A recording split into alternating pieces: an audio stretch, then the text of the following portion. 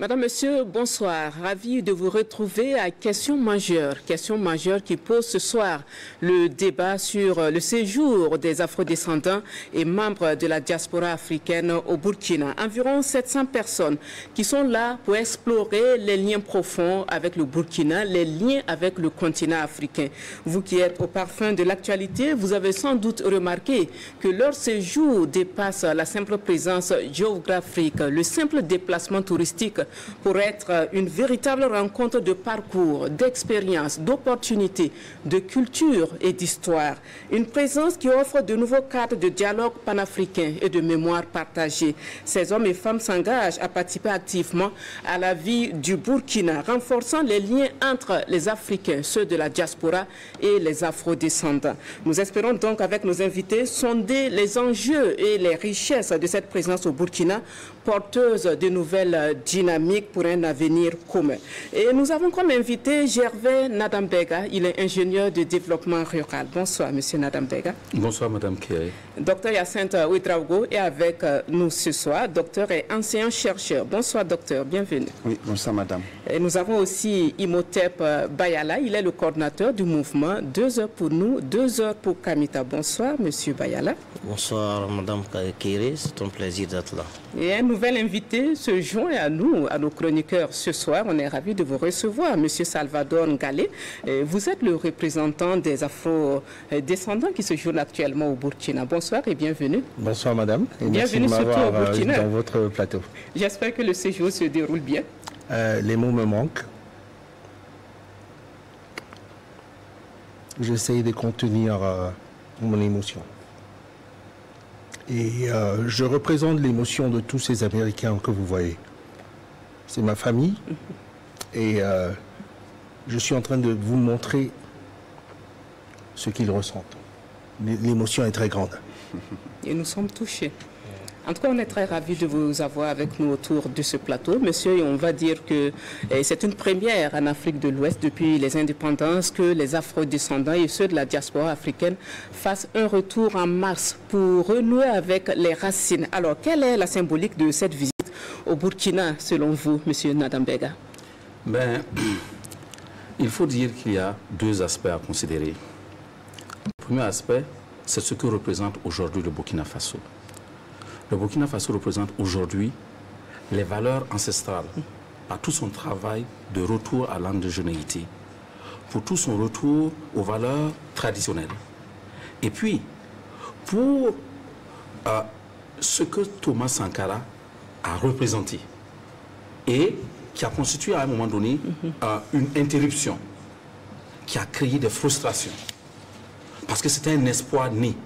Et vous vous souviendrez que l'Institut des peuples noirs, c'était déjà en ce moment que ça avait été projeté et c'était devenu comme une fenêtre pour le monde entier, pour les afro-descendants, pour les noirs effectivement du monde entier. Et puis, le jeune capitaine, président du Faso aujourd'hui, est arrivé et a porté ça à une autre échelle. Et, tout comme Thomas Sankara, a posé des actes pour concrétiser effectivement cette philosophie, cette doctrine. Alors, ça ne peut pas ne pas avoir touché les Africains, où qu'ils soient, dont les afrodescendants et les Africains de la diaspora. Alors, pour eux, vous voyez tout de suite l'émotion que M. Ngalé a exprimée. Ça veut dire qu'il y a un grand ressenti. Ça veut dire qu'il y a de grandes émotions, de retour aux origines, de retour aux sources, de chercher ses racines, mais aussi de rêver concrètement aujourd'hui comment avec toutes les ressources, parce qu'on le verra plus tard, toutes les ressources de toutes les natures qu'ils ont, quelles sont les opportunités aujourd'hui de réinvestir utiles. En tout cas, nous allons revenir sur ce point précis. Donc, le symbole est fort. Il faut le situer au niveau mémoriel. Il faut le situer au niveau de retour aux sources. Il faut le situer au niveau des perspectives de se rendre utile et de renouer avec ses ancêtres. Ok. Alors, docteur Ouédraogo, est-ce que vous pensez aussi que le séjour des afrodescendants et la diaspora africaine au Burkina est le signe que ce pays, le pays des terres, des hommes intègres, incarne justement une terre d'accueil et d'espoir pour ces afrodescendants? Oui, je le crois bien. Comme le disait donc le doyen Nathan Bega, la symbolique est très grande et que le Burkina Faso ait été choisi, ça veut dire beaucoup de choses. Une terre d'accueil, comme vous l'avez dit, Oui. une terre d'espoir. Parce qu'aujourd'hui, qu'on soit noir en Afrique ou hors d'Afrique, la diaspora, ou même les descendants, les afro-descendants, tout ce monde-là aujourd'hui porte aussi les marques de l'histoire, l'humiliation de l'histoire, les frustrations de l'histoire, l'esclavage, toute forme de déportation, la colonisation. Aujourd'hui, qu'au Burkina Faso, une forme d'anti-impérialisme émerge. Une forme de réaffirmation de l'identité noire. Une forme donc de lutte qui émerge et qui veut imposer une autre vision sur le noir, sur l'Afrique. Ça ne peut pas ne pas inspirer. Donc aujourd'hui, tout ce monde, ces peuples opprimés dans le monde, ces noirs qui sont loin de leur terre et qui suivent. Vous savez, quand vous êtes noir dans le monde, le racisme n'est pas seulement... Nous, en Afrique, on ne vit pas le racisme. Il faut être en Europe ou en Amérique pour comprendre qu'est-ce que le racisme. On nous parle plus de l'antisémitisme, mais il est moindre vis-à-vis donc du racisme que nous vivons. Et aujourd'hui, quand donc la révolution est proclamée, quand les actions fortes sont faites contre l'ONU, vis-à-vis donc de la domination impérialiste et tout ça, ça inspire le monde. Et comme l'avait dit Sankara, Sankara disait que la révolution burkinabé est l'héritière de toutes les révolutions dans le monde. Et nous sommes en train de revivre ça actuellement.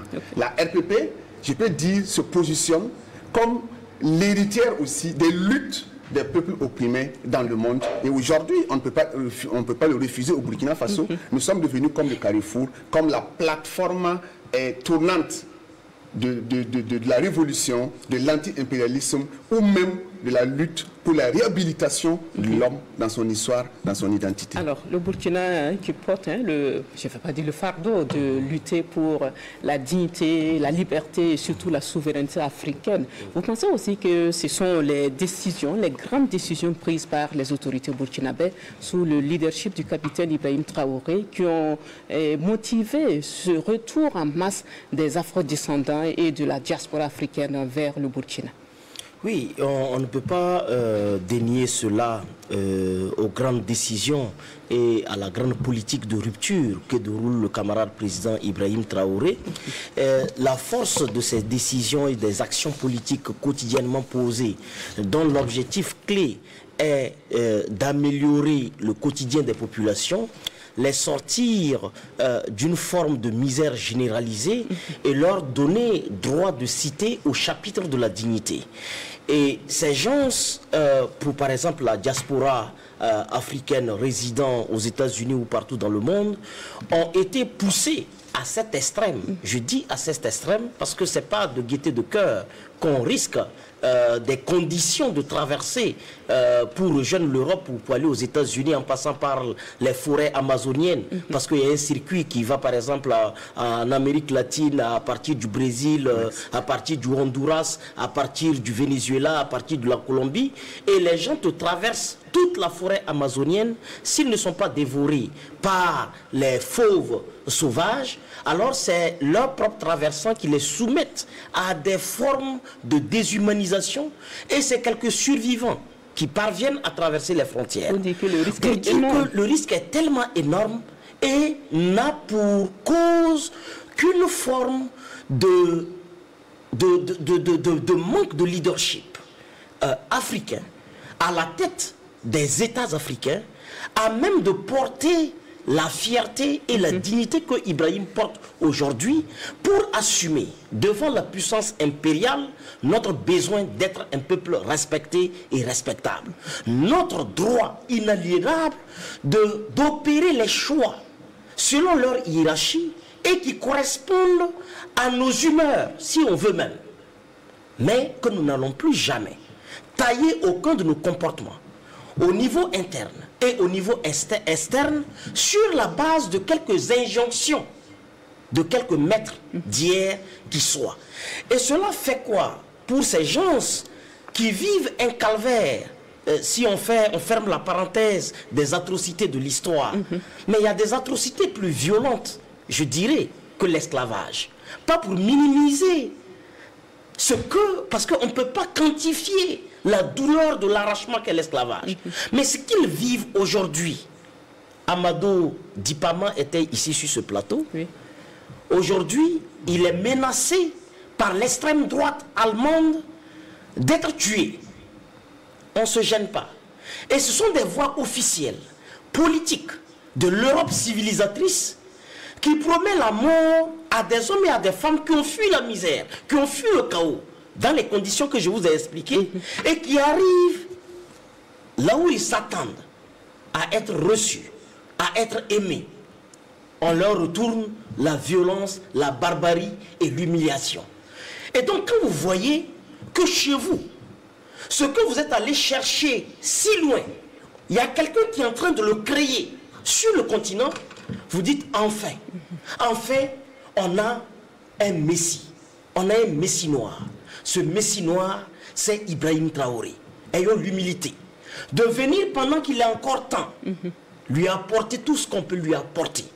Ne serait-ce que la solidarité, pour qu'il sache qu'il n'est pas en train de lutter pour le peuple burkinabé dans les limites territoriales de cet enclos colonial qui nous a été légué. Mais il lutte pour l'Afrique précoloniale, pour l'Afrique pré-esclavagiste, pour ces hommes et ces femmes noirs dont la fierté avait été volée. Alors, nous avons l'opportunité d'avoir avec nous M. Salvador Galé. Il est le représentant des Afro-descendants ici au Burkina. Alors, quelles sont les raisons qui ont motivé votre retour vers les sources, votre retour vers les racines à travers ce retour symbolique au Burkina Faso?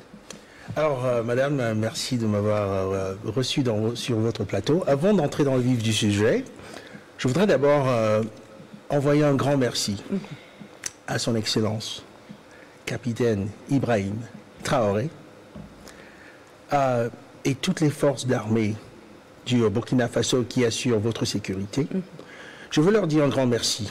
Nous avons été escortés par la police, l'armée, un petit peu partout avec des bus.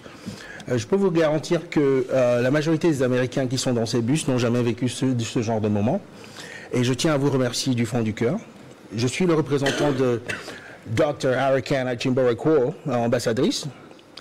Et je vais parler en son nom. Est-ce que vous pouvez traduire ça pour nous en français? Alors, Dr. Arikana Chimbori-Quo, qui est américaine, zimbabwéenne. C'est la maman qui a commencé ce combat dans ma ville qui s'appelle Houston, Texas. Et je suis très connecté à elle. C'est ma maman. Elle m'a demandé de la représenter sur ce plateau. Et nous saluons votre maman. Bonjour maman. Maman Arikana. Et notre maman à toutes. Notre maman à toutes. Alors, le pourquoi de cette visite, vous savez, les enfants d'Afrique ont été kidnappés il y a 400 ans. Et il y a un désir brûlant, n'est-ce pas, de revenir aux sources. Force est de constater que Ibrahim Traoré, son Excellence président Ibrahim Traoré, comme je vous disais tout à l'heure, en dehors des caméras, il est l'homme noir le plus populaire sur la Terre. Moi, je suis témoin parce que je voyage énormément. Et les Américains, les Noirs américains sont très impressionnés par son leadership. Vous êtes une femme. Les femmes cherchent un strong leadership, un leadership fort qui les protège et qui protège les enfants. Papa, moi je l'appelle, il est mon jeune frère, mais je l'appelle Papa Ibrahim Traoré, parce qu'il représente cette admiration que vous, les femmes déjà, vous avez vis-à-vis d'un homme fort qui protège sa tribu. Maintenant, je peux vous garantir que ces Noirs américains sont là parce qu'ils sont impressionnés par le travail que président Ibrahim Traoré est en train d'abattre. Donc, il représente le leadership que tous les Africains souhaiteraient avoir dans leurs frontières. Je suis relativement proche du président du Ghana au travers de mes business, et le président du Ghana lui-même il a dit que président Ibrahim Traoré lui a volé la vedette pendant son investiture. Exactement. Que vous ayez au Cameroun, où j'étais né, en Côte d'Ivoire, Ghana, tous ces pays, je vous assure que si on mettait des votes maintenant, un vote honnête, Ibrahim Traoré va gagner au moins par 85%. Alors je vous le garantis. Je le dis parce que je suis né sur le territoire africain et je connais l'esprit de l'Afrique. Alors, il représente les aspirations de tous les peuples africains épris de liberté. La première initiative que nous prenons, c'est d'obtenir notre permanent residency, c'est-à-dire la carte verte, la carte de résident, ici au Burkina Faso. C'est une fierté pour nous tous de devenir permanent resident. Est-ce que vous comprenez ce que c'est que permanent resident? Oui. Résident permanent. Résident permanent. Bon, je garde quelques petites surprises pour tout à l'heure parce que maman m'a dit ce que je dois dire. Donc, on va revenir à vous dans quelques instants. Je donne la parole à M. Nadam Beda. Comment vous évaluez le rôle du président Ibrahim Traoré dans l'attractivité des afrodescendants de la diaspora africaine vers le Burkina? D'abord, il faut noter que c'est par sa sincérité, son franc-parler, mais aussi son courage à dire ce qu'il faut dire, appeler le chat, comme le disait effectivement Thomas Sankara, et aussi à sortir du langage diplomatiquement correct. Parce que le langage diplomatiquement correct est très souvent mensonger.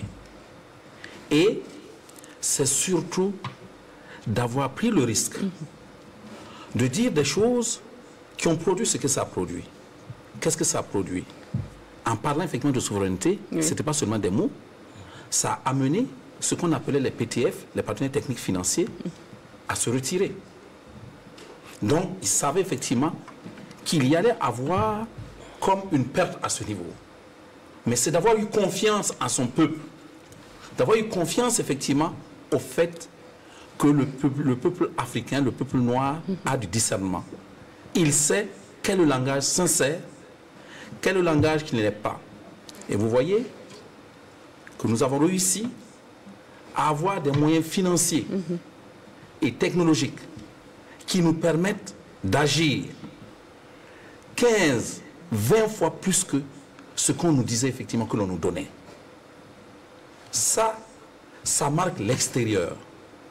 Ça marque effectivement tous nos frères africains de la diaspora et afro-descendants qui sont dans une situation où, on en parlait avant de monter à l'antenne, où ils réalisent que le rêve américain qui les a attirés leur donne certainement de la matière, dans la nature effectivement d'espèces clinquantes et trébuchantes, de l'argent dans les comptes, l'accumulation de biens, d'équipements bruts, mais que ça les éloigne de la stabilité émotionnelle, que ça les éloigne effectivement de la santé.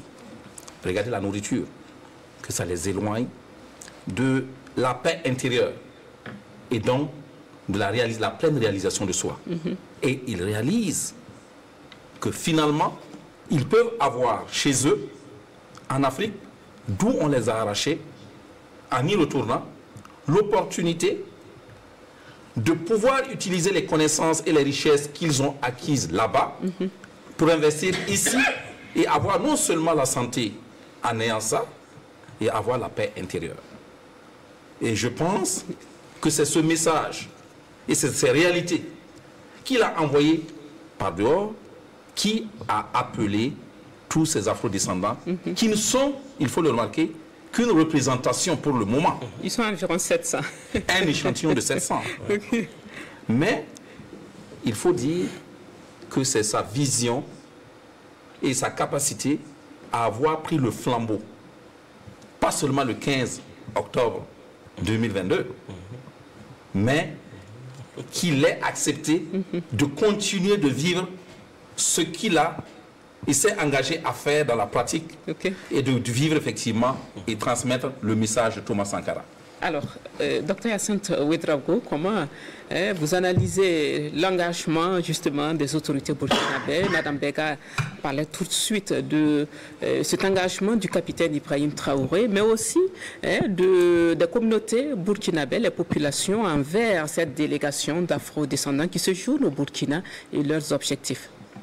Bon, je peux dire simplement que cette réalité que nous vivons, qui même étonne ou facile, est au crédit, comme nous l'avons dit tout de suite ici, du leadership d'abord de l'homme qui est à la tête donc, du Burkina Faso et qui donc dirige donc cette révolution populaire dans laquelle nous sommes. Courage de prôner la lutte de tout un peuple contre l'écrasement de l'impérialisme. Il ose défier ce que beaucoup de gouvernants n'osent pas défier. Quand le président Damiba est arrivé au pouvoir en janvier 2022, mais les réalités auxquelles il a fait face, le président Traoré a fait face à des réalités plus réelles que ce qu'il a vécu. Mais qu'est-ce qui a fait la différence entre les deux hommes? C'est le courage, c'est le pragmatisme. Aujourd'hui, le président a accepté travailler dans une forme de résurrection du sankarisme. Et comme le Burkina Faso et le monde entier vivaient dans cette nostalgie de la perte d'un leader ou d'un messie pour le monde, alors pouvoir mobiliser le peuple burkinabé et pouvoir aussi inspirer d'autres de par le monde, je crois que ça découle de soi. Ce courage, mais il y a aussi cette vision de savoir où il veut amener le peuple burkinabé. Et de plus en plus, vous voyez que son discours ne s'adresse pas seulement au peuple burkinabé. Son discours s'adresse à tous les Noirs dans le monde, à tous les Africains, j'allais dire, comme je l'ai dit tantôt, à tous les peuples opprimés. Et l'élément par lequel je vais finir, ce sont les résultats aussi. Ce n'est pas un discours creux, comme on aime le dire, un discours populiste. Ce n'est pas de la propagande, c'est du réalisme. Ce qu'il promet, il arrive à le faire. Et il, comme on aime le dire, il prêche par l'exemple.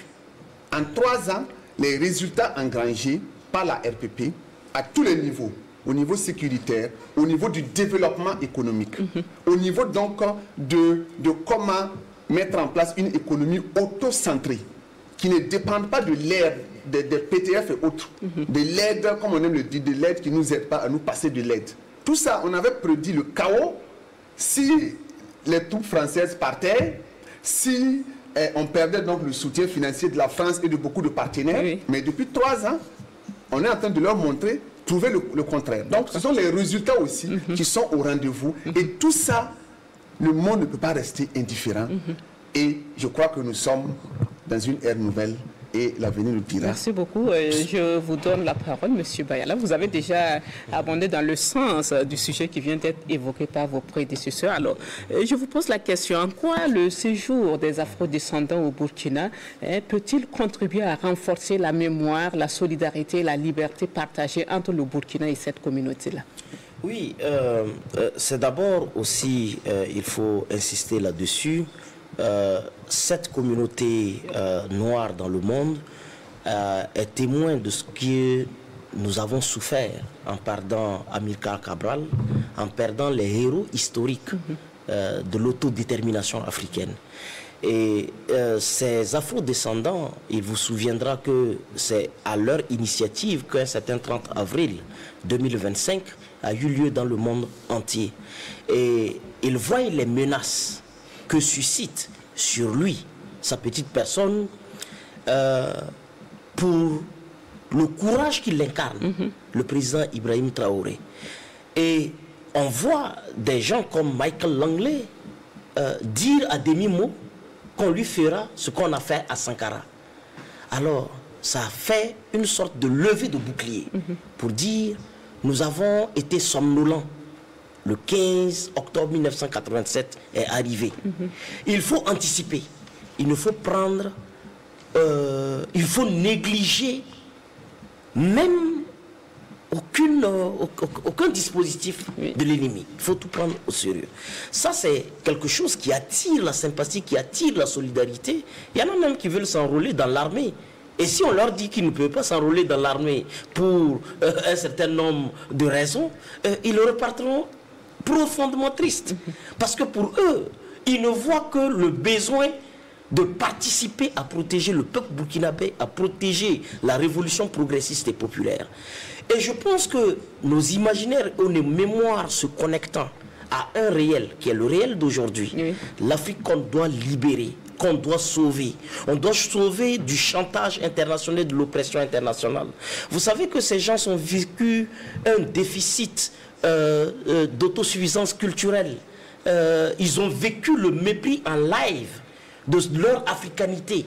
Alors que Ibrahim Traoré prend une décision historique d'instituer le 15 mai. Et quand on voit, ce n'est pas qu'une action politique sur comment construire des infrastructures, mais c'est avec quelle âme, c'est avec quelle identité, qu'est-ce qu'on retrouve dans les infrastructures que nous construisons? Elles portent quelle identité? Une identité anticoloniale ou une identité coloniale? Quelle est la personnalité africaine que nous devons construire?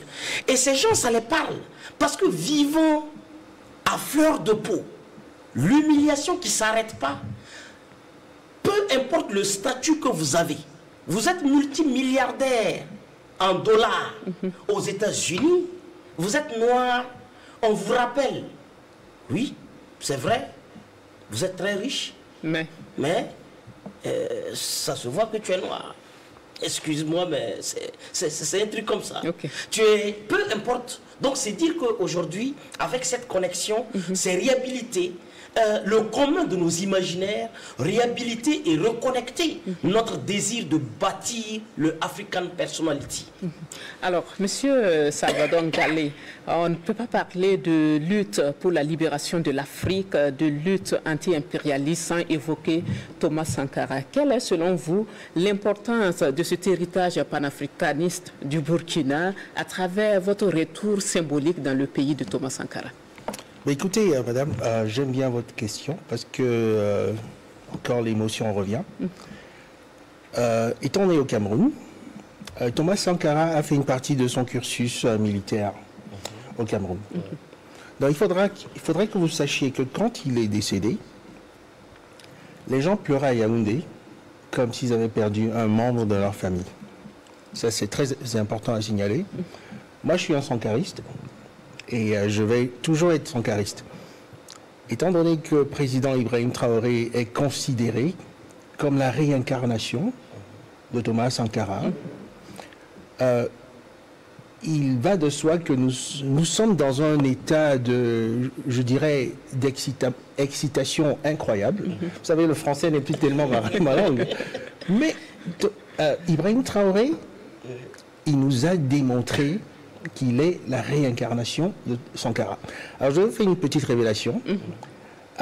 Nous ressentons un devoir de le protéger d'abord spirituellement. Parce que, vous savez, je vais utiliser des mots africains, les Mundele. Nous vous écoutons. Les Mundele, les Bakala, les Toubab. Quand ils nous attaquent d'abord spirituellement. Je vous parle en connaissance de cause parce que j'ai grandi avec eux. Ah, ça existe chez eux aussi. À un autre niveau. Il faudrait que vous sachiez. Pourquoi vous pensez que tous les présidents vendus de la France-Afrique appartiennent à des confréries bizarroïdes? Ok. Moi, je fréquente ces milieux, je dirais un petit peu comme un espion. Donc, il faut d'abord protéger Capitaine Ibrahim Traoré d'un point de vue spirituel. Le peuple noir se doit de créer un dôme spirituel autour de lui. Et dans le monde spirituel, quand vous gagnez déjà dans le monde spirituel, le monde physique, c'est facile. Alors, c'est un message que je lance à toute la diaspora, de le mettre en prière, de mettre l'armée en prière, la télévision en prière, ce peuple en prière, parce que vous avez pris un risque inouï de faire face à un appétit insatiable, n'est-ce pas, de ces impérialistes. Ils ont déjà tout, mais ils veulent encore plus. Moi, je vous dirais, je fais beaucoup plus confiance à un lion qui a le ventre plein, parce qu'il va me laisser tranquille. Mais eux, même quand le ventre est plein, ils veulent encore manger tout ce qu'il y a dans la savane. Je n'ai jamais vu un appétit aussi gargantuesque. Alors, président Traoré, nous le protégeons d'abord spirituellement. Nous le protégeons physiquement. Nous sommes 700 personnes ici, mais ça c'est rien, ça c'est une goutte d'eau. Oui. Je vous promets que quand je rentre des États-Unis, Madame Bega parlait d'échantillons. un échantillon. Je vais lancer une initiative. Vous connaissez peut-être pas Louis Farrakhan, c'est un grand activiste américain. Il avait fait une marche de 1 million de personnes, je crois que c'était à New York. Par la grâce de Dieu, nous allons faire une marche de 1 million de femmes et d'hommes pour soutenir la grandeur, l'ampleur, la quintessence et en anglais on dit relevant. La pertinence. La pertinence, merci monsieur, monsieur Gervais, la pertinence de son excellence Ibrahim Traoré, qui est vraiment le fer de lance de l'espoir du peuple noir. Merci beaucoup. Et nous allons à présent parler du contenu de votre séjour au Burkina. Et on va dire que le programme, il est riche, il est varié. Alors, il y a eu des conférences, il y a eu des rencontres officielles, il y a même eu un dîner où vous avez eu l'occasion de déguster nos mets locaux. Comment est-ce que vous avez apprécié? L'amour que j'ai pour le Burkina Faso me met dans une position où je dois m'adapter. Et j'ai mangé des trucs qui étaient très succulents. Hein. Je vais vous dire, j'ai un palais très délicat parce que j'ai grandi en France. Évidemment, j'ai grandi dans les 4 coins du globe, mais j'ai mangé des trucs qui m'ont vraiment interpellé. Il y avait des petits beignets faits avec des haricots. J'ai mis ça dans la bouche et ma bouche était très contente. Hein. Ah bon? J'ai mangé des petits trucs verts comme ça, c'était long. J'ai oublié le nom. Ça doit être les pharaons. Eh oui, sans doute. Mais ça m'a parlé, comme on dit au pays. Okay. Alors, Germaine Adambega, comment vous appréciez la diversité du contenu du programme qui a été réservé aux Afro-descendants et la diaspora africaine sur place au Burkina? Non, je dois d'abord féliciter les organisateurs de l'accueil parce que dans la diversité des activités, on peut retrouver l'ambition. Et l'ambition, c'est de faire en sorte qu'ils puissent toucher à tous les aspects de la vie des Noirs que nous sommes ici. Parce que ça leur permet de reprendre contact avec, de façon indirecte, avec ce que leurs arrière-grands-parents ont mangé.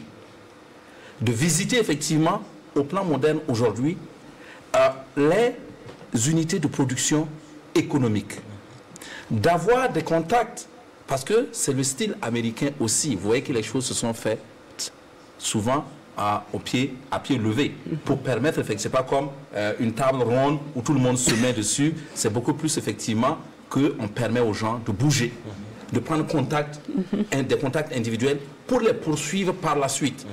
Parce que l'un des intérêts, c'est de permettre à ces messieurs, à ces dames, qui ne sont que des représentants de cette vaste communauté, pas seulement aux États-Unis, mais partout où le mouvement ADD vit à l'extérieur, d'avoir des fenêtres, des portes pour investir. Parce qu'au nom de ces gens, sachez que ce n'est pas effectivement des petits porteurs dans de petites unités de production aux États-Unis ou quelque part en Occident. Il y a des richichimes américains aujourd'hui qui sont parmi et qui se disent nous voulons dépasser le cadre effectivement de la visite, du voyage, pour que ce ne soit pas touristique, pour réinvestir ce que nous avons pu acquérir de l'autre côté ici. Et donc, c'est comme du B2B entre effectivement partenaires panafricanistes, idéologiques, pour la revalorisation. Et nous avons effectivement le Adoubé. Il y avait certainement des éléments d'Adoubé ici, des dirigeants d'Adoubé là, pour créer le contact avec ces... Parce que ça quitte peut-être le cadre mémoriel, qui est très important, le retour aux sources, les questions émotionnelles, pour toucher les questions de retour, effectivement, de l'expertise que nous avons fui. On nous a volé effectivement nos gens, ils ont eu effectivement l'expertise et ça va nous être réinvesti. Donc, félicitations pour la diversité qui a touché effectivement le culinaire, qui est le dernier aspect, la recherche, qui est parce qu'ils ont participé effectivement, ils ont eu des éléments qui ont pu participer au FAIRCIT, qui a touché effectivement il parlait effectivement des contacts avec des investisseurs, avec des cabinets d'avocats, etc. Et je pense que c'est cette diversité qui va être le moyen de stabiliser, de pérenniser ce contact qui est établi. Alors, en plus de tout ce que Gervais vient de souligner, il y a eu aussi, ou bien il y aura des rencontres aussi avec les personnes déplacées internes pour des dons. Voilà, soulignant votre engagement pour le social et pour la cohésion sociale au Burkina. Comment vous analysez ce volet-là? Ok, permettez-moi de répondre sur un élément qu'il avait évoqué. Allez-y. Si ça peut aller. Il avait parlé de la question de spiritualité. Moi, j'aimerais rebondir dessus parce que c'est très important. Parce qu'aujourd'hui, au Burkina, quand on regarde notre évolution, ou le peuple burkinabé qui prend contact avec l'éveil des consciences, les questions d'émancipation, les gens semblent mettre la charrue avant les bœufs, ou les gens semblent aller trop vite en besogne. Aujourd'hui, de plus en plus, la jeunesse burkinabé prône quoi? C'est comme c'était l'athéisme. C'est comme c'était le refus que la spiritualité a sa place dans notre combat. De plus en plus, les gens, c'est quoi? C'est la science, c'est le travail, c'est ceci ou cela. Je ne suis pas contre ça. Je crois que même au FAIRCIT, le président l'a évoqué. La révolution n'est pas seulement idéologique, parole, elle est aussi scientifique, technologique, travail, production. Mais en plus de ça, comme il a dit, il faut des questions de spiritualité. Et moi, c'est juste rappeler ça, que les gens ne sous-estiment pas cette dimension. Notre évolution doit aussi pouvoir questionner la dimension spirituelle, métaphysique de notre combat. C'est ça qui va aussi nous permettre d'aller loin. Sinon, nous serons une masse visible, comme un arbre sans racines. Donc, cet arbre n'aura pas de fruits. Maintenant, comment vous appréciez le programme? Au niveau, donc, le programme, il est vaste. Je crois que le doyen a déjà évoqué beaucoup d'éléments. La production intellectuelle, les conférences, les ateliers, les B2B, avec donc ces échanges, c'est assez promettant, c'est assez promoteur. Mais je pense aussi que ces contacts au niveau social sont aussi les bienvenus. Parce que le peuple, il y a ceux qui sont prêts pour la production, qui veulent donc ces contacts-là pour se lancer donc dans un partenariat. Mais il y a aussi cette frange de la population qui, depuis 10 ans maintenant, qu'on appelle donc des PDI, des gens qui sont déplacés internes, des gens qui n'arrivent plus à travailler, des gens que la situation actuelle tente même de déshumaniser. Et on voit comment l'État se bat avec donc tout un ministère plein qui est engagé donc aux côtés donc de ces personnes, le plus souvent désœuvrées, démunies. Je crois que si la diaspora peut apporter de façon ponctuelle une aide, des solutions, ça sera vraiment des choses qui sont les bienvenues. Et même au-delà de ces aides ponctuelles-là, je crois que des initiatives d'aide de façon structurelle aussi peuvent naître. Pourquoi pas des ONG, pourquoi pas en tout cas des associations qui puissent donc aider à ce que, parce que si la diaspora peut investir dans le but de rentabiliser, elle peut aussi soutenir. Je pense que c'est pas mal si aujourd'hui la diaspora, on sait que la diaspora elle est riche. Je crois que tout de suite notre ami disait qu'il y en a qui ont aussi engrangé, qui ont emmagasiné donc beaucoup de richesses. Si on peut mettre en place des structures qui leur permettent de venir en aide à ces populations-là, leur permettre d'avoir une formation continue, de pouvoir lancer donc des activités qui génèrent des revenus et tout ça. Nous allons revenir en tout cas au cours de l'émission sur ce volet. Alors maintenant, Imhotep, on va dire que le retour des afrodescendants au Burkina a une dimension forte de symbolisme aussi de culturel, on va dire, renforçant leur appartenance aux sources. Alors, comment est-ce que ce retour peut jouer dans une dynamique plus large, une dynamique de réconciliation des afrodescendants à leurs racines africaines? Africaine. Oui, je disais bientôt qu'il y a ce besoin d'africanité, de densifier, de faire grandir ce lien avec l'Afrique, qu'il ne soit pas simplement une évocation par la couleur de peau, mais qu'il soit un comportement et une attitude de par comment on s'habille, de par Qu'est-ce qu'on mange? Vous avez vu, on leur a proposé de découvrir la riche diversité de nos mets précieux que nous jalousons. Nous avons été sur le toit du monde, la Coupe du monde des mets traditionnels avec le Babenda national, qu'ils ont certainement eu le temps de confirmer le titre qu'on a eu et tout. Et c'est aussi au-delà de ça, je voyais exécuter certains pas de danse au son de certaines figures emblématiques de notre patrimoine artistique, pour ne pas citer de nom. Et j'espère que vous avez goûté au poulet local. Hein? Le poulet flambé. Le poulet flambé, oui, et tout ça. Et je pense que c'est une attitude, parce que pour les quelques fois que nous avons des interactions avec ces gens qui sont longtemps restés au-delà de la frontière, alors il y a ce désir de se réconcilier, de se rapprocher et surtout de se réapproprier. Parce que regarde comment vous êtes, même si vous êtes mon esclave, vous êtes joliment très bien habillé. Lui, il porte, moi je porte également quelque chose qui est transformé ici et tout le reste. C'est l'occasion, oui, qui aurait, tout de suite on aurait confondu les traits de son habit à la civilisation vestimentaire alors que c'est du local. Alors que c'est du local. Oui. Voyez-vous, le génie est en train de grandir et c'est important pour eux, au-delà de faire ce mouvement-là, de se rattacher aux défis du continent en découvrant son histoire, l'authenticité de cette histoire et les besoins exprimés afin de les traduire en technologie, de les traduire en actes pour employer, un acte de prospérité, et parce que notre culture, elle n'est pas une sorte de programme pour la pauvreté. Et si c'était le cas, les États-Unis seraient très pauvres, parce que c'est à partir de leur culture de peuples portugais, espagnols et hollandais qu'ils ont créé une civilisation. Et donc tous les peuples ont construit avec leur culture, et eux, en venant, ils vont se ressourcer, ça va leur booster.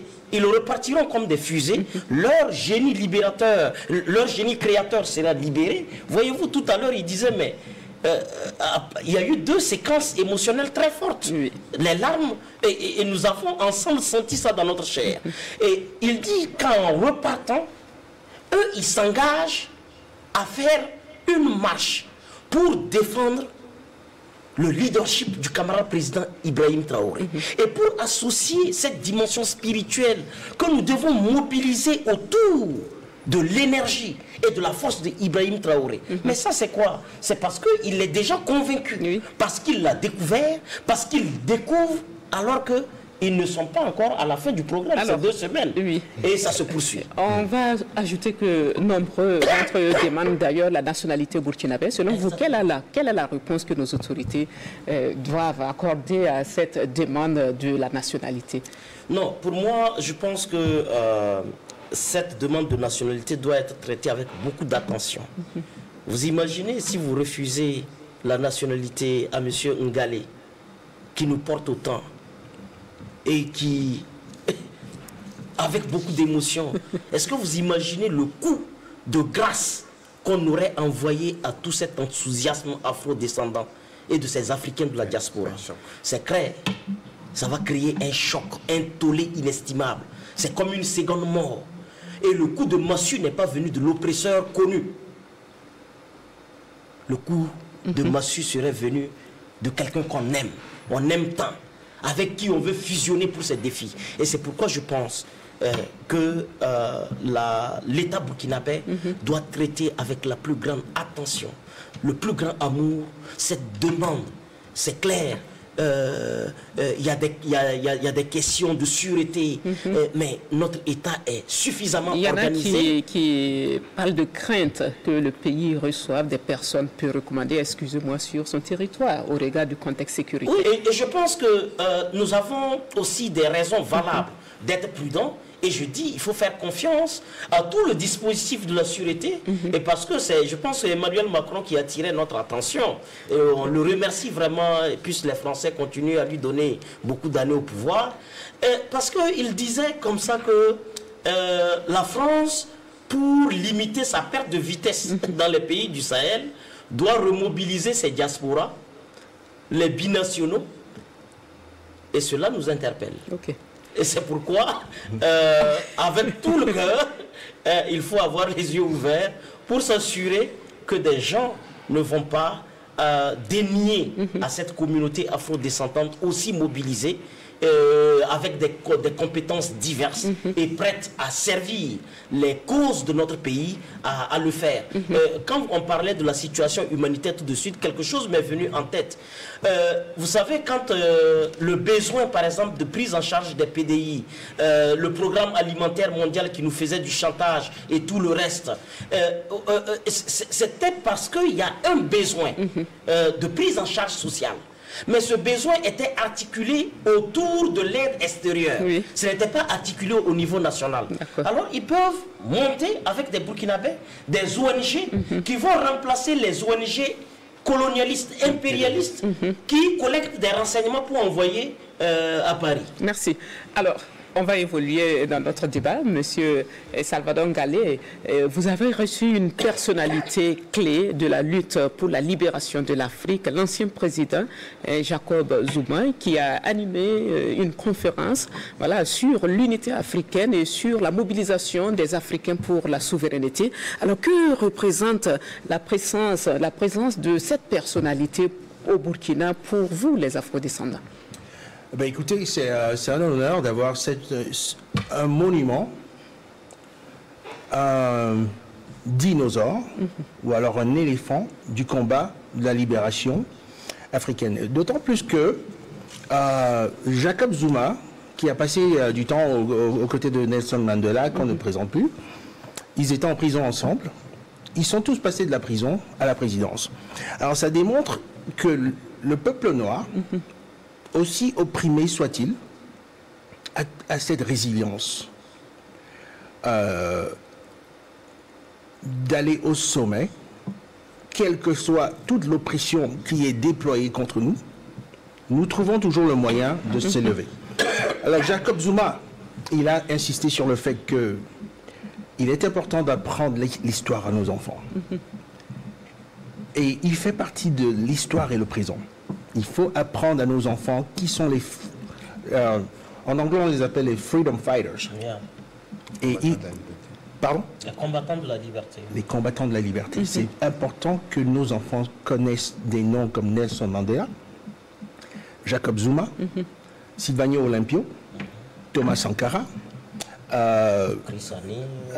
Yana Kadhafi, Kwame Nkrumah, Patrice Lumumba, Nyobe, Ernest Wandje, Félix Mounier. Il y en a tellement. C'est important, c'est notre devoir de transférer cette connaissance à nos enfants pour qu'ils sachent les erreurs qui ont été commises par le passé, pour qu'on ne les recommette pas.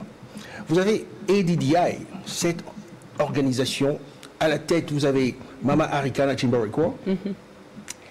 Elle est une tireuse d'alarme en anglais. Okay? Et ce qui se passe, c'est que les voisins qui parlent anglais, ils ne savaient pas que nous, les francophones, en souffraient. Alors, je reçois des coups de fil des Ghanéens, des Nigérians, des Kenyans. Ils me disent, on remercie votre maman Arikana. Parce que nous, on ne comprend pas les YouTube en français. Si cette femme n'ouvrait pas sa bouche, on ne saurait même pas que vous êtes sous les étaux de ces forces maléfiques occidentales qui viennent voler votre petit déjeuner, votre déjeuner, votre goûter et votre dîner. Alors, je peux vous rassurer d'une chose. Nous sommes ici pour bâtir. Nous allons visiter les hôpitaux, nous allons visiter les librairies pour faire des dons. Nous allons travailler sur un cimetière pour le retour des cendres, n'est-ce pas, de nos parents qui ont été enterrés aux États-Unis. Nous allons visiter, n'est-ce pas, les déplacés de guerre, et nous allons leur donner des dons. Au passage, j'ai une organisation non caritative, en plus d'être le vice-président d'un cabinet d'avocats aux États-Unis. Je suis aussi président fondateur d'une fondation. Je vais faire des dons conséquents et peut-être démarrer un business avec certains des fonds que j'ai. Donc nous allons s'assurer que le retour des cendres de nos parents enterrés aux États-Unis contre leur gré reviennent sur la terre du Burkina. Ce sont des petits gestes symboliques comme ça qui vont vraiment par faire ce désir de reconnecter avec, avec les racines africaines. Donc moi, je suis là pour vous dire un petit peu ce que nous souhaitons faire. Nous souhaitons acquérir un grand terrain aussi pour bâtir des maisons au standard américain. Moi, j'ai bâti des maisons aux États-Unis pendant un certain moment de ma carrière. Et je me souviens avoir vendu pour 5 millions de dollars de maisons. Donc j'ai beaucoup d'expérience que je vais amener sur le terrain. Et nous allons aussi embaucher beaucoup de gens sur le terrain, que ce soit des bâtisseurs, des maçons, des comment vous appelez, les architectes, des électriciens. Nous voulons apporter de la valeur ajoutée dans votre peuple. Parce que en fait, il faudrait que vous sachiez que le Burkina Faso, c'est maintenant notre peuple aussi. Comme on dit en Côte d'Ivoire, c'est notre affaire. Vous êtes chez vous. On est chez nous. On n'est pas ici. Comme vous dites en Côte d'Ivoire, c'est pas amusement. On est ici. C'est du sérieux. C'est du très très sérieux. Je peux vous assurer que j'ai un désir ardent de devenir le public relations, du Burkina Faso, l'ambassadeur de la marque Burkina Faso dans le monde entier. Et je souhaite que le gouvernement me sélectionne pour faire ce travail, parce que ça fait 30 ans que je suis dans le marketing aux États-Unis. Et nous voulons redorer le blason de ce pays. Moi, je suis né au Cameroun. Et hier, j'ai fait un commentaire, j'ai mis une petite vidéo sur Facebook pour dire, mais regardez les routes. Vous voyez comment le président Traoré travaille. Et il y a les bus, il y a 500 bus. Il y a Faso Mebo. Il y a Faso Mebo. Voilà. Tout à fait. Mais je vous assure que moi, qui ai vu beaucoup de grandes réalisations avec mes yeux, de Las Vegas, Washington DC, New York, c'est difficile de m'épater. Mais je suis épaté au Burkina. Wow. Je suis épaté. Pas les efforts consentis. Mais je vous assure que j'ai fait une vidéo pour dénoncer je dirais la gabégie dans les pays qui ne sont pas encore libérés du joug français. Vous êtes libérés du joug français et nous, la diaspora, on est committed.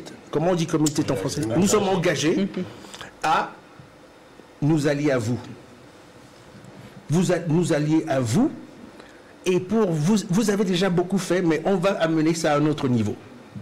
Je suis tellement tenté de parler anglais, désolé, parce que dans ma tête, ça bouillonne en anglais. Nous allons apporter des milliards de dollars dans ce pays. Nous avons beaucoup d'émotions à vous écouter ce soir. Je vous assure que je ne suis pas préparé. Je suis un enfant d'Afrique et je suis un défenseur des valeurs africaines, de l'hégémonie africaine. Vous savez que notre ADN est l'ADN supérieur au monde. Oui. On n'a pas besoin d'eux, ils ont besoin de nous. Nous avons toutes les ressources minières dans le monde. On n'a pas besoin d'être à genoux devant eux, c'est eux qui doivent être à genoux devant nous. D'accord. Donc il est très important que ces peuples fassent preuve d'humilité devant nous et à la limite qu'ils nous demandent pardon pour toutes les exactions qu'ils ont fait sur nos territoires. Je vous donne un exemple. Au Cameroun, l'armée française arrivait avec du napalm et ils versaient le napalm pour tuer 100 000 Bamileke pendant la résistance. Vous pensez que moi j'ai oublié ça? Pourquoi il faut toujours défendre les intérêts des Juifs et ignorer tout le traumatisme que notre peuple noir a vécu? Il y a besoin de réparation, mais il ne faut pas demander la réparation, il faut l'exiger. Il faut l'exiger avec la plus grande ardeur. Et moi, je fais partie de ces enfants africains qui est... Je suis enceinte de cette colère, n'est-ce pas? Quand ça explose, c'est gâté. Je vous assure que je suis vraiment... Et puis, nous allons ouvrir des comptes en banque ici. Notre but, c'est d'arriver à 1 milliard de dollars. Mais je vous assure que ce qui est en train de se passer avec le Burkina Faso... C'est énorme. Ce n'est que le tip of the iceberg. Je ne sais pas comment on dit ça en français. C'est juste la partie visible. C'est la partie visible. Ok. Merci beaucoup. Gervais Adambega, vous venez de l'entendre, on va dire, toute une panoplie de projets qui seront réalisés au Burkina par les Afro-descendants, pas mal d'investissements et ça va toucher presque tous les secteurs socio-économiques de base. Alors, comment vous réagissez? Je dis qu'il faut voir ce qui est arrivé au-delà d'un événement qui est arrivé. Et voir ça comme une stratégie qu'il faut saisir pour construire le développement de nos pays qui permettent enfin à ces ressortissants qui pensaient avoir perdu leur base, qui aussi peuvent avoir eu à un moment donné des rancœurs vis-à-vis de leur peuple d'origine, qui les ont ou vendus ou laissés aller. Ça, c'est comme une réparation interne. Et il faut prendre ça avec stratégie. Oui. Et il y a au moins 3 axes pour moi qu'il faut considérer. L'axe premier, il est celui identitaire. Et on peut appeler ça une opportunité pour créer une route de la dignité. Et cette route de la dignité, c'est celle que vous avez empruntée effectivement pour venir. Il faut qu'elle soit améliorée pour permettre effectivement à d'autres, tous ceux qui veulent effectivement devenir. Bien entendu, le Burkina a anticipé en disant il n'y a pas effectivement de frais de visa pour ceux qui veulent venir effectivement, pour les Africains qui veulent venir. Et qui ont des passeports africains. Africains. Mais ça veut dire effectivement que, avec le mouvement qui est en train de se réaliser, au lieu de regarder seulement les premiers et parler effectivement de résidence permanente, il faut permettre effectivement à élargir cette mesure à tous les gens de la diaspora et des afro-descendants. Mais je viens encore. Vous avez parlé effectivement de fonds, d'ouvrir le compte en banque, etc. Au lieu de limiter ça à des individus, il faut créer un fonds de co-investissement. Diaspora. Ah ok, super. Voilà. Et mettre le lien, faire le lien avec les PME. Parce qu'aujourd'hui, les PME ont des difficultés à avoir effectivement les preuves, les financements, parce que, et ça, c'est une nouvelle forme quand on crée, effectivement. Et puis, essayer de créer une structure, un mouvement qui serait en lien avec Andoubé pour favoriser le transfert de la technologie et des techniques et des expertises. Parce que vous en avez beaucoup. Quand on regarde les gens, de tout ce qui a été créé, toutes les inventions, même le téléphone cellulaire a été créé par des Noirs. Bien sûr. Et il suffit simplement de fouiller, on trouverait effectivement des voies et moyens et des niches par lesquelles effectivement il faut, on peut effectivement investir. Oui, justement, comment vous réagissez à toute cette panoplie de projets d'investissement qui sont annoncés? Pour moi, c'est dire que le Burkina, l'État doit saisir ces opportunités. Je vais dire 2 ou 3 choses. Premièrement, au niveau donc la documentation, que l'État favorise tout ce qu'il y a comme mesures administratives pouvant faciliter l'opérationnalisation de ces projets-là. Parce que le plus souvent, nous avons une administration trop bureaucratique, avec beaucoup de procédures qui souvent découragent même les acteurs locaux. On ne parle pas de ceux qui viennent de l'extérieur. Donc, que l'État saisisse l'opportunité pour faciliter les choses. Même au niveau de la fiscalité, des choses peuvent être revues pour alléger, pour que cela soit attrayant pour que d'autres aussi puissent venir. Il a parlé donc que lui souhaiterait être cette figure-là, l'ambassadeur et autres. Je crois que ça prend au sérieux. Nous sommes sur le plateau, il a dit qu'il veut être entendu par le gouvernement. Je crois qu'au moins le ministre de la Communication nous suit. Je crois que ça peut être une opportunité qu'il entende sa voix et que cela donc soit pris au sérieux et qu'on explore les faisabilités pour que, voilà, il dit qu'il a 30 ans d'expérience dans le monde, je crois que 39 ans. 39 ans. Dans le monde donc, occidental.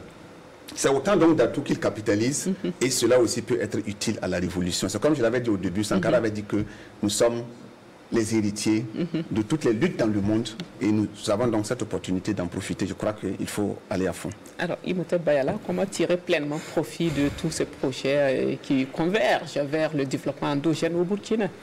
Oui, moi j'avais mené une réflexion avec certains acteurs qui consistait à voir comment accélérer l'obtention d'une ressource humaine qualifiée dont la révolution a besoin et qu'elle n'avait pas fabriqué.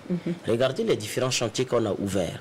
Il y a une crise de ressources humaines en quantité, mais aussi en qualité, liée au fait qu'on vient de prendre en main un État néocolonial qui avait renoncé à ses propres responsabilités de former des cadres compétents dans tous les domaines où il évalue réaliser des besoins. Donc il faut faire une cartographie de cette sympathie internationale des afro-descendants et des Africains de la diaspora, cartographier les profils et en fonction de cela, avoir une diplomatie dynamique et offensive. Oui. C'est l'occasion de saluer vraiment son Excellence Karamoko avec toute son équipe qui sont à pied d'œuvre, le DG des Burkinabés de l'extérieur, la directrice, je pense, des investissements, parce que j'ai vu que tout ce corps est mobilisé pour effectivement prendre en compte non seulement les profils, les compétences techniques des gens, mais aussi les axes dans lesquels ils peuvent,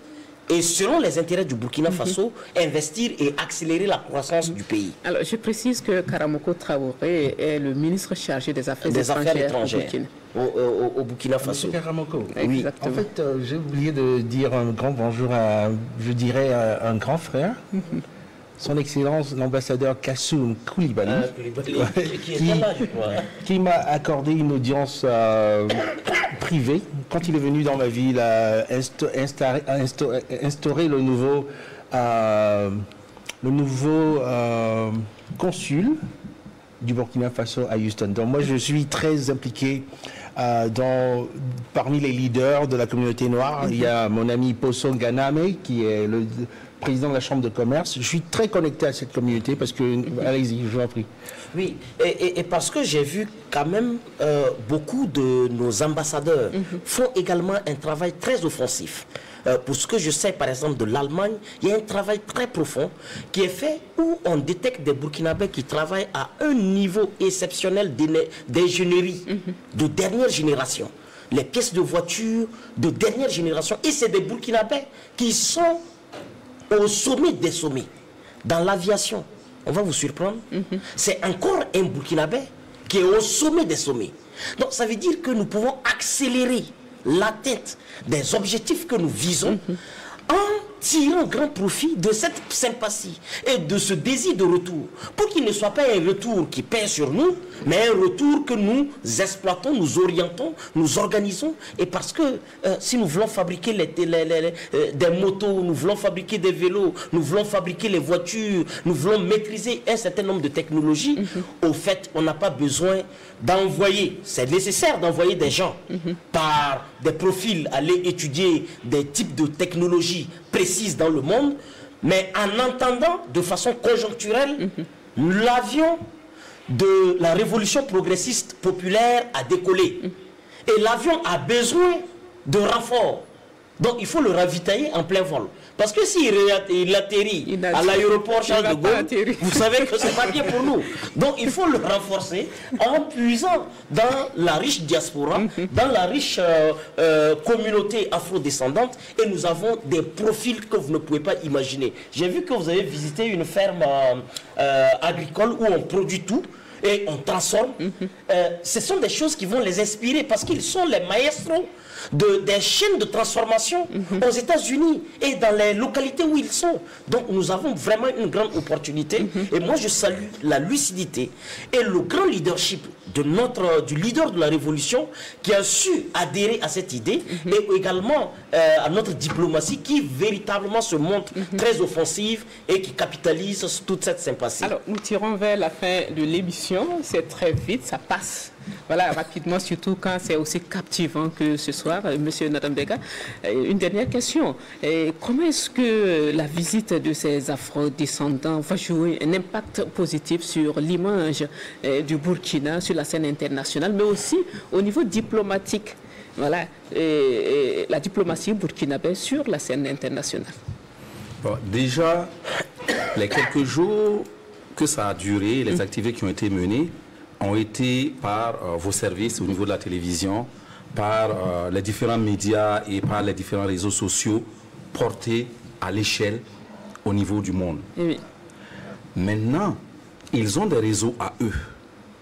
Et il faut aussi que nous comptons sur les réseaux internationaux pour faire revivre effectivement toutes les expériences qu'ils ont vécues, toute l'assurance qu'ils ont eue par rapport à la sécurité qui a été mal vendu à l'extérieur, qu'ils fassent effectivement en sorte que ça soit connu dans le monde entier, dans leur réseau au retour. Mais c'est à nous aussi, au niveau interne, à voir comment on fait pour que ceci puisse porter fruit et appelle davantage. Pour moi, il est question de pouvoir organiser. Nous sommes le pays des foires, des festivals, et on a l'expérience. Pourquoi ne pas faire un festival annuel des valeurs noires ici? Ça va impliquer la jeunesse, ça va aller rechercher effectivement dans nos valeurs traditionnelles qu'on est en train d'aller rechercher. On a le Faso d'Anfani, on a d'autres effectivement que l'on peut faire effectivement revivre. Au plan diplomatique, écoutez, qu'est-ce que nous ne pouvons pas faire? Est-ce que nous ne pouvons pas réveiller la coopération sud-sud, en incluant dans la coopération sud-sud des opportunités lui parler effectivement des différents experts, des différentes niches effectivement d'experts dans les technologies que nous avons, et les faire revenir dans le cadre d'un programme bien écrit pour accompagner différents secteurs administratifs, technologiques, commerciaux, de développement. Et ça va, on peut l'appeler effectivement la coopération sud-sud. Parce qu'effectivement, c'est de l'expérience du Sud qui était partie, se renforcer et qui revient. Donc, au plan diplomatique, c'est ce que je vois, et aussi travailler à faire véritablement du Burkina Faso une grande route de la dignité. Merci. Alors, en quoi, Dr Ouedraogo, cet événement va contribuer à renforcer l'image du Burkina, et le Burkina qui est tourné vers l'avenir, le Burkina qui est cette terre d'accueil et d'espoir pour les Afro-descendants? Je crois que ce qui est intéressant dans tout ça, c'est que cet événement inédit vient renforcer, vient conforter la thèse que le Burkina Faso a fait une option et que cette option-là intéresse de plus en plus plusieurs pays dans le monde. Vous voyez, nous sommes parvenus donc à renverser les tendances. De 2022 avec 2023-2024, c'était la période des sanctions. Tout est parti donc de la CEDEAO, ensuite l'UA, et beaucoup parlaient de beaucoup d'autres choses, même d'intervention militaire. Entre-temps, on a réussi donc à renverser les tendances. Surtout cette année, on a vu la mobilisation mondiale du soutien donc à capitaine Ibrahim Traoré. On a vu la proximité qu'il existe entre Moscou et Ouagadougou, avec la visite de notre président. Et de plus en plus, ce sont les institutions internationales même qui apprécient les chiffres que nous affichons. Et les questions de développement, de gouvernance. Donc à tous ces niveaux-là, nous sommes en train donc de charmer le monde. Et cet événement est comme un clou qui vient prouver que cette diaspora, avec toutes ses compétences, a aussi un regard sur nous. Et cela, ça ne fera que nous ouvrir les portes au niveau diplomatique, j'allais dire au niveau géopolitique. Parce que cette diaspora, ce n'est pas seulement les 700 personnes, mais toute la force qu'elle représente. Parce qu'on sait que cette diaspora aussi fait la force économique, même des grandes puissances dans le monde, les États-Unis y compris, la France, l'Angleterre et autres. On a parlé ce soir donc du président sud-africain Jacob Zuma. Imaginez-vous sa seule présence à Ouagadougou. Qu'est-ce que ça va donner comme imagination ou pensée dans la mentalité des Sud-Africains ou même dans cette lutte contre l'apartheid?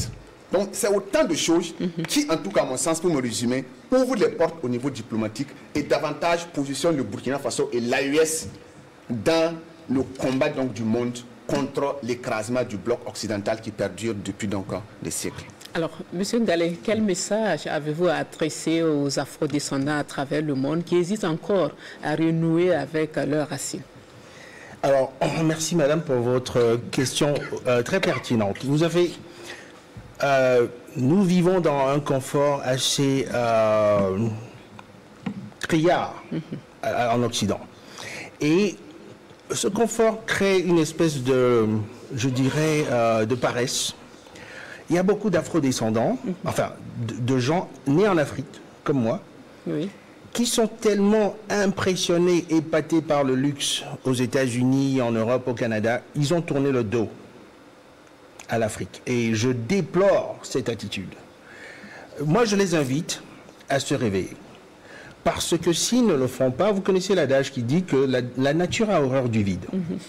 S'ils continuent dans cette attitude laxiste de tourner le dos à l'Afrique, un jour ils vont aller en Zambie et c'est un Chinois qui va mettre le tampon dans leur passeport. Ils vont aller au Gabon qui est très convoité et c'est un Chinois qui va mettre un tampon, un Libanais. Moi j'ai un message fort à envoyer à la diaspora. J'ai pratiquement démissionné de mon travail pour être ici. Vous voyez le sacrifice que j'ai consenti. Aux États-Unis, je vous ai parlé des factures qui avoisinent souvent 5 millions par mois. J'ai laissé tomber un boulot. Je l'ai mis de côté. C'est un sacrifice. Ouais. Si on ne se sacrifie pas, comme capitaine Ibrahim Traoré se sacrifie beaucoup, il ne voyage pas. Si on ne se sacrifie pas pour nos générations futures, qui va le faire? Alors, mon message à cette diaspora, moi, j'ai pas vu beaucoup d'Africains venir. On est peut-être une trentaine. C'est pas satisfaisant. Moi, je souhaite que les Africains se réveillent de leur sommeil et qu'ils viennent participer. Moi, je peux vous assurer, autant les gens sont déçus avec notre papa au Cameroun, vous voyez de qui je parlais, 93 ans, c'est pas une raison de jeter le dévolu et se débarrasser de toute l'Afrique, de faire l'amalgame. Oui. Si vous ne voulez pas là, Yaoundé, à Douala investir, mais venez à Ouaga, venez à Bobo Dioulasso. Il y a la place ici. Je parle à mes frères de la diaspora. Amenez vos millions de dollars ici. Et vous allez voir, je voulais vous dire une chose très importante. Oui.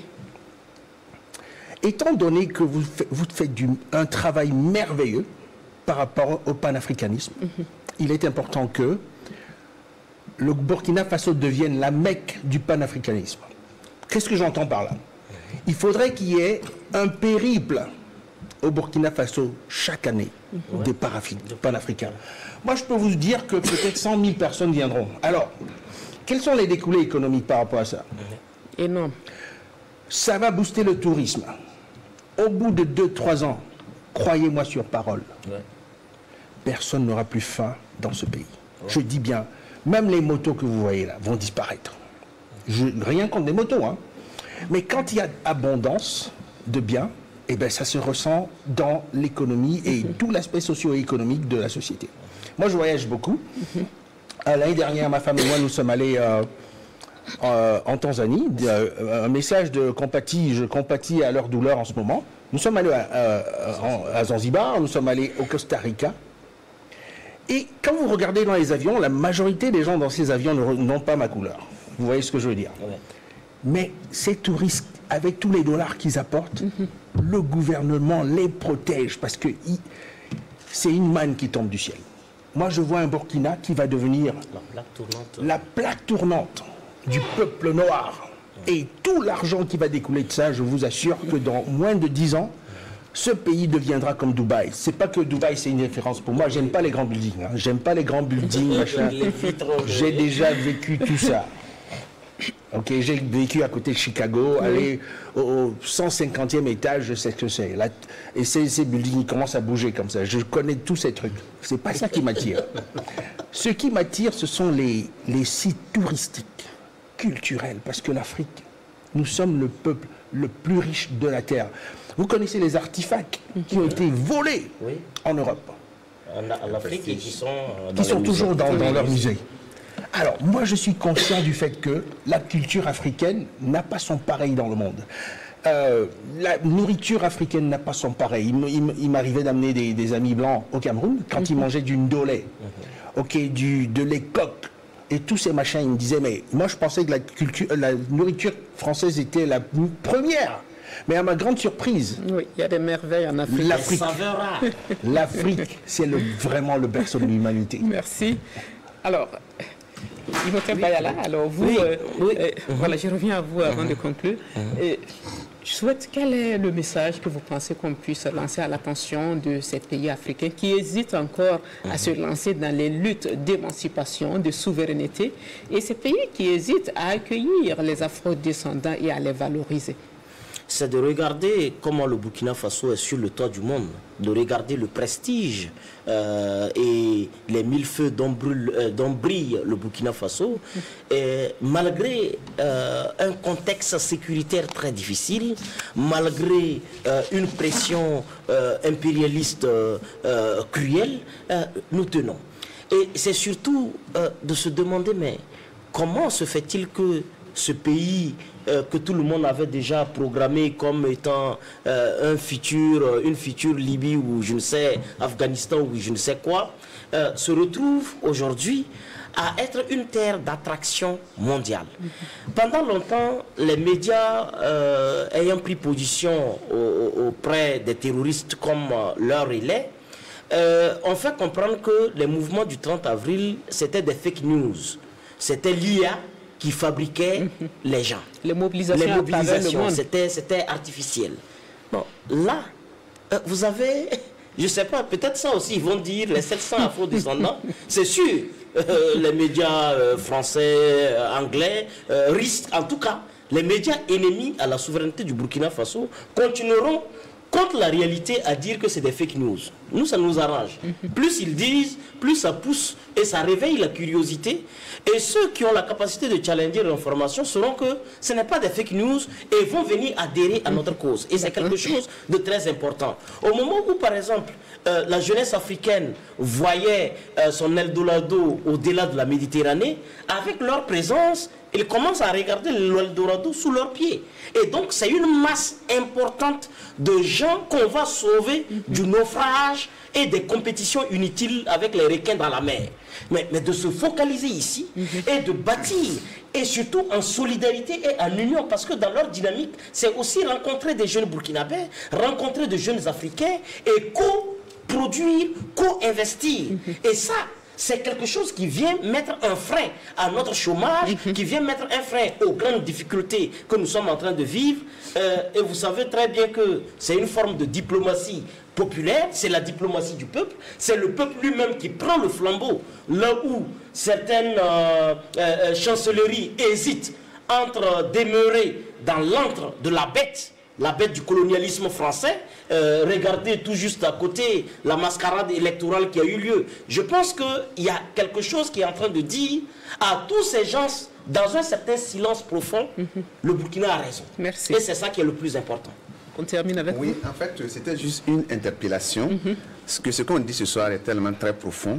Je crois que c'est aussi une autre histoire du Burkina Faso, de la révolution, qu'on peut écrire si les idées qui sont balancées sur ce plateau-là sont prises au sérieux. Je pense par exemple le doyen Nadambega, il a parlé donc d'une messe annuelle de la diaspora. Oui. C'est une très belle idée qui peut être approfondie. Et je sais que tout le monde sait d'ailleurs qu'il y a une forte connexion historique entre la diaspora américaine et la révolution sankariste. Sankara parlait de Harlem. Oui. Et ça, jusqu'à aujourd'hui, ça fait des émules. Donc aujourd'hui, cette messe, si elle est vraiment instituée, ça va faire être une attraction pour la diaspora, pas seulement américaine, mais celle dans le monde qui appartient donc à l'Afrique et au Burkina Faso. Et l'ami américain, afro-américain, donc là aussi est souligné en parlant donc d'un pèlerinage du panafricanisme, de la lutte qu'on a connue depuis longtemps. Le Burkina peut être donc ce foyer-là pour ce pèlerinage. Donc, je crois que ce sont de très belles idées.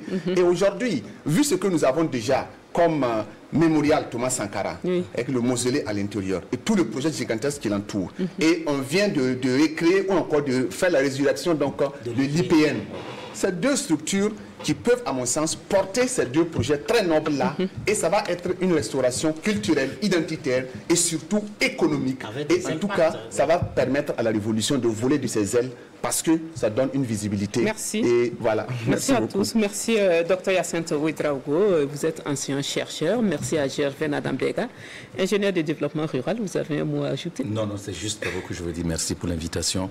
Et puis, saluer effectivement le brave camarade Salvador pour toutes les pertes qu'il a acceptées, qui sont des sacrifices pour venir effectivement faire ça. Et on sait effectivement que l'ensemble des gens qui sont là également, ils ont fait des sacrifices d'une manière ou d'une autre. Félicitations. Espérons effectivement que ce sera suivi. Et c'est à nous de faire le travail. Donc, par le merci festival. Beaucoup. Oui. Merci, M. Salvador Ngalé, représentant des Afro-Africains. Il a déjà tout dit. On est ravis de vous avoir autour de ce plateau et bienvenue encore au Burkina. Vous êtes chez vous, vous l'avez tantôt signifié. En tout cas, nous sommes très ravis de vous considérer un frère en burkinabé, voilà, et un fils de Thomas Sankara. Absolument. Et vous disiez tantôt que le capitaine Ibrahim Traoré est votre père. Oui. Je l'appelle... Vous savez, j'ai beaucoup d'amis nigérians. Quand vous respectez quelqu'un, vous dites Baba. Baba. Ok. Baba. Et j'ai oublié de vous dire quelque chose, si vous me permettez. Rapidement. J'ai entendu parler d'un certain général Lecointre qui disait qu'il va absolument recoloniser l'Afrique. Et je regrette de lui faire savoir que l'Afrique d'il y a 37 ans n'est plus l'Afrique d'aujourd'hui. Avec le soutien de la diaspora caraïbéenne, canadienne, américaine et tout, je peux vous assurer qu'il y a des choses qui sont en train de se préparer. Enfin, je ne peux pas dire préparer, mais... Gestation. Voilà, regardez la Chine. En 60 ans, elle est devenue extrêmement développée. Le gouvernement chinois fait de ses citoyens qui vont étudier aux États-Unis, Canada, Brésil, Argentine, partout. Ils sont tous des petits espions du gouvernement chinois. Imaginez un tant soit peu que tous les Noirs, enfin au moins 20% des Noirs dans le monde deviennent des espions de la cause noire. C'est foutu. Non, on renverse la tendance. Vous comprenez un petit peu mon propos. Je ne veux pas trop alarmer. Le poindre et autres. Il faut qu'ils sachent que quand Cabri blessé connaît sa douleur, on n'a plus peur. Merci beaucoup, M. Salvador Gallet, et merci à Imhotep Bayala, coordinateur du mouvement 2 heures pour nous, 2 heures pour Kamite. Et prêchons pour le panafricanisme, et donc la messe du panafricanisme, le gouvernement burkinabé gagnerait à faire, même si ça va nous coûter cher, nous allons avoir des compensations illimitées. Merci à vous, mesdames, messieurs, de votre attention à cette émission qui a posé le débat sur le séjour des afrodescendants et membres de la diaspora africaine au Burkina. On se dit à très bientôt sur les antennes de la RTB. Bonsoir.